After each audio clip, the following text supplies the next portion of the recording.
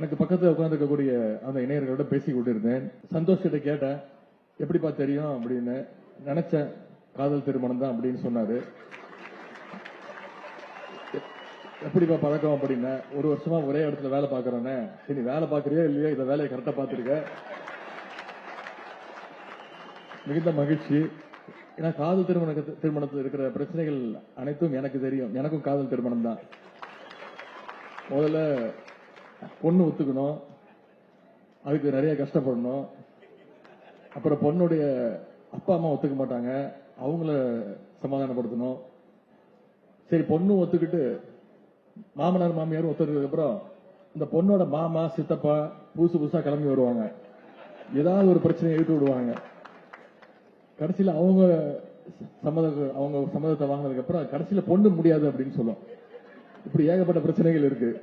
அந்த பிரச்சனைகள்லாம் சமாளிச்சு இன்றைக்கு இந்த அஸ்வின் சந்தோஷ், பேரை தப்பா சொல்றேன்னா, அந்த பையன் பொண்ணு என்னமா படிச்சிருக்குன்னா திரு முடிச்சான். சொன்ன, நீ வேலை பார்த்திய, இந்த பொண்ணு என்ன படிச்சிருக்குன்னு கேட்டியா அப்படின்னு. இல்ல பதட்டத்துல மறந்துட்டேன் அப்படின்னா. இனிமேலும் இந்த தம்பதியை போல வந்திருக்கக்கூடிய பல தம்பதிகள் காதல் திருமணம் நினைக்கிறேன். யார் யார் காதல் திருமணம் கை தூக்குங்க.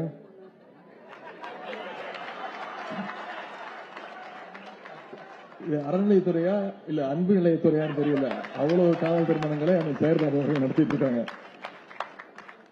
இந்த இளைஞர்கள் பார்க்கும்போது மிகுந்த மகிழ்ச்சி. எல்லாருமே நல்லா படிச்சிருக்கிறாங்க, அது மிகுந்த கூடுதல் மகிழ்ச்சி. ஒரு 50-60 வருடங்களுக்கு முன்பு இதெல்லாம் சாத்தியம் இல்லை. மணமக்களை நான் கேட்டுக்கொள்றேன், உங்களுடைய அப்பா அம்மா உங்களுடைய தாத்தா பாட்டியுடைய திருமண பத்திரிகைகள் எடுத்து பாத்தீங்கன்னா அவங்க பேருக்கு பின்னாடி அவங்க வாங்கின படிச்ச பட்டம் பேர் இருக்காது, அவங்களுடைய சமுதாய பேர், அவங்களுடைய சாதி பேர் தான் இருந்திருக்கும். அதுதான் தமிழ்நாட்டு இப்ப சமீபத்தில் நடக்கிற திருமணம் பாத்தீங்கன்னா அந்த சாதி பேர் தமிழ்நாட்டில் மட்டும் இருக்கிறது இல்ல.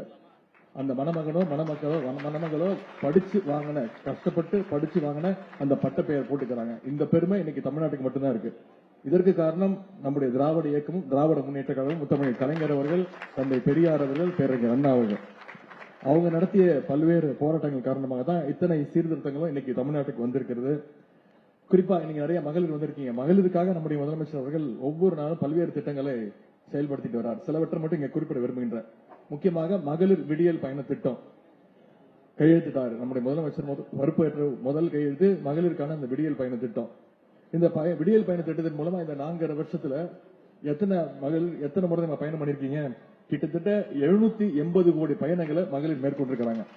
நான் நகைச்சுவைக்காக சொல்ல, ஒரு திட்டத்தை எப்படி அழகா பயன்படுத்தணும்னு மகளிர் கிட்ட தான் நம்ம கேட்டு கத்துக்கணும். அதுதான் அந்த திட்டத்துடைய வெற்றி. ஒவ்வொரு மகளிரும் இந்த திட்டத்தின் மூலம் மாசம் 1000 ரூபாய் சேமிக்கிறாங்க. அதே மாதிரி முதலமைச்சருடைய காலை உணவு திட்டம், ஒவ்வொரு நாளும் 22 லட்சம் குழந்தைங்க இந்த திட்டத்தின் மூலம் பயன்பெற்று வராங்க.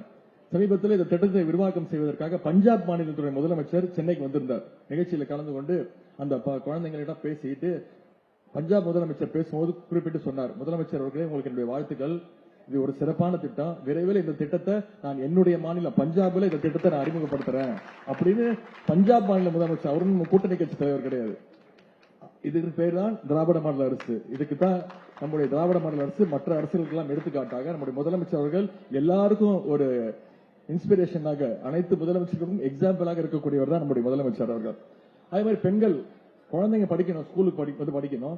ஸ்கூலுக்கு வந்து படிச்சா பத்தாது, ஸ்கூல் முடிச்சு காலேஜ் போய் சேரணும், உயர்கல்வி படிக்கணும் அப்படிங்கிறதுக்காக தமிழ் புதல்வன் திட்டம், புதுமை பெண் திட்டம்.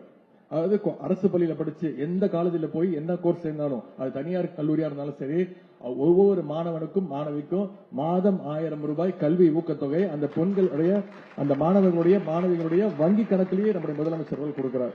இப்படி பல்வேறு திட்டங்கள். இன்னொரு முக்கியமான திட்டம் அத்தனை பேருக்கு தெரியும், அதுதான் கலைஞர் மகளிர் உரிமை தொகை திட்டம். இதன் மூலம் கிட்டத்தட்ட ஒவ்வொரு மாசமும் கடந்த 2 வருடங்களாக 1,15,00,000 மகளிருக்கு மாசம் 1000 ரூபாய் நம்முடைய முதலமைச்சர்கள் கொடுத்திருக்கிறார். இந்த திட்டம் செயல்படுத்தப்பட்டு நாளையோட 15ஆம் தேதியோட 2 வருஷம் நிறைவடைஞ்சு 3வது வருஷத்துல நம்முடைய தலைவர் அவர்கள் இந்த திட்டத்தை ஆரம்பிக்கிறாரு. இப்ப தமிழ்நாடு முழுக்க பல்வேறு முகாம்கள் நடத்திருக்கிறோம். முதலமைச்சர் உங்களுடன் முதலமைச்சர் அப்படின்ற திட்டத்துல அதை பாத்தீங்கன்னா கிட்டத்தட்ட 40% அப்ளிகேஷன் கலைஞர் மகளிர் உரிமை தொகை தான்.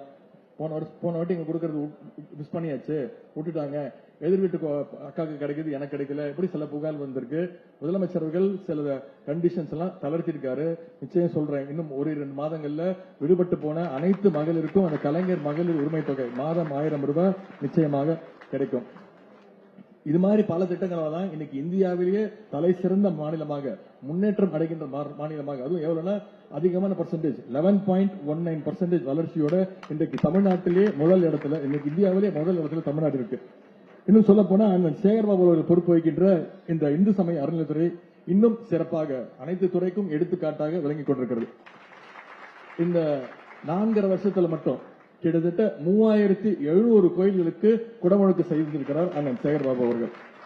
1000க்கும் அதிகமான திருக்கோயில்களுக்கு சொந்தமான 8000 கோடி மதிப்பிலான கோயில் நிலங்களை மீட்டிருக்கிறார். அறநிலையத்துறைக்கு இவ்வளவு மீட்டர் கொடுத்திருக்கிறார். அதே மாதிரி அனைத்து சாதியினரும் அர்ச்சகர் என்ற திட்டம் மூலம் 29 அர்ச்சகர்களுக்கு பணி நியமன ஆணைகள் வழங்கப்பட்டிருக்கு. அடுத்து மிக மிக முக்கியமான ஒரு விஷயம், நம்முடைய அரசு அமைஞ்ச பிறகு சென்னை குளத்தூர், திருச்செங்கோடு, ஒட்டஞ்சத்திரம், விளாத்திக்குளம் ஆகிய இடங்கள்ல புதிய கலை மற்றும் அறிவியல் கல்லூரிகளை நம்முடைய அறநிலையத்துறை மூலமாக திறந்திருக்கிறார்.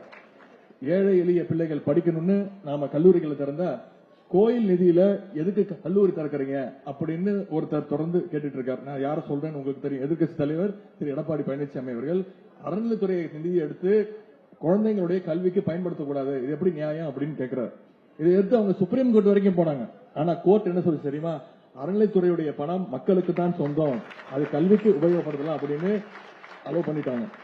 எனக்கு இப்ப என்ன சந்தேகம்னா, இன்னைக்கு அறநிலைத்துறை சார்பாக இவ்வளவு திருமணங்கள் நடக்குது, இதற்கும் அவர் கோச்சிக்கிட்டாலும் கோச்சிப்பாரு. அது எப்படி அறநிலைத்துறை பணத்தை எடுத்து நீங்க மணமக்களுக்கு திருமணம் நடத்துவீங்க அப்படின்னு அவர் கோச்சிக்கிட்டாலும் கோச்சிப்பாரு. இன்னைக்கு கேள்வி எழுப்பினாலும் எழுப்புவாரு. அப்படிப்பட்ட நிலைமையில் தான் இன்னைக்கு எதிர்கட்சிகள் செயல்பட்டுக் கொண்டிருக்கிறது.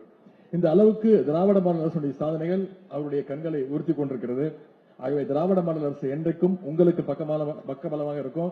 நீங்க அத்தனை பேரும் திராவிட மாடல் அரசுக்கும் நம்முடைய முதலமைச்சர் அவர்களுக்கும் பக்கபலமாக என்றும் இருப்பீர்கள் என்ற நம்பிக்கை இருக்கின்றது.